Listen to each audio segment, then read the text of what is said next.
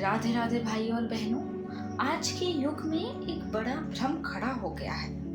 धन को सफलता का मापदंड मान लिया गया है, छल को चतुराई समझा जाने लगा है और आध्यात्म को अंधविश्वास कहकर नकार दिया जाता है। तो ऐसे में प्रश्न उठता है, क्या आधुनिक विज्ञान और अध्यात्म एक दूसरे के विरोधी है या दोनों मिलकर जीवन का अंतिम उत्तर खोज सकते हैं? देखिए, विज्ञान ने निस्संदेह अद्भुत प्रगति की है। विज्ञान स्थूल शरीर की जांच कर सकता है, जैसे x-ray, ultrasound, CT scan, MRI, सब कुछ। लेकिन आप ही बताइए, क्या मन का एक्सरे हो सकता है? क्या बुद्धि का अल्ट्रासाउंड हो सकता है? क्या आत्मा का सीटी स्कैन संभव है? नहीं, क्योंकि विज्ञान केवल स्थूल शरीर तक सीमित है। सूक्ष्म शरीर, कारण शरीर और आत्मा के क्षेत्र में उसकी पहुंच नहीं है। यहीं से अध्यात्म का प्रारंभ होता है।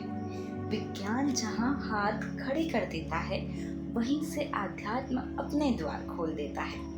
कभी कभी हम देखते हैं कोई शिशु जन्म लेते ही बीमारी से पीड़ित है, किसी के पास धन दौलत की भरमार है, तो वहीं दूसरी तरफ कोई दरिद्रता में जन्म लेता है।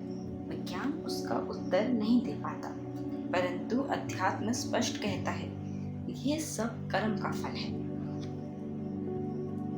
किसी ने पिछले जन्म में जो बोया वह इस जन्म में काट रहा है। जैसे कोई व्यक्ति कार में बैठा आनंद से गाना सुनते हुए जा रहा है, अचानक कार में आग लग गई और मृत्यु हो गई। विज्ञान पूछेगा इसका क्या दोष था, पर अध्यात्म कहेगा पूर्व जन्म का पाप अब फलित हुआ है। माँ के गर्भ में भी कर्म साथ आते हैं। किसी को रोग मिलता है तो किसी को भक्ति का संस्कार। अगर माँ पिता तपस्वी और भक्त हो तो संतान को भक्ति भाव की विरासत मिलती है।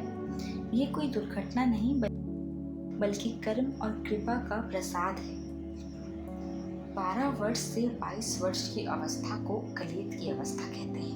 यानी जैसे गेहूं बाली पर आता है, यदि इस समय संयम टूट गया तो जीवन की फसल बर्बाद हो जाएगी। ब्रह्मचर्य समृद्धि को पुष्ट करता है, नाड़ियों को पुष्ट करता है और अध्यात्म की जड़ें मजबूत करता है। वो कहते हैं ना, धन गया तो कुछ नहीं गया, स्वास्थ्य गया तो बहुत कुछ गया, लेकिन चरित्र गया तो सब कुछ गया। चरित्र ही धर्म है और धर्म ही अध्यात्म। धर्म, चरित्र और अध्यात्म से ही भारत पुनः विश्व गुरु बन सकता है। राधे राधे।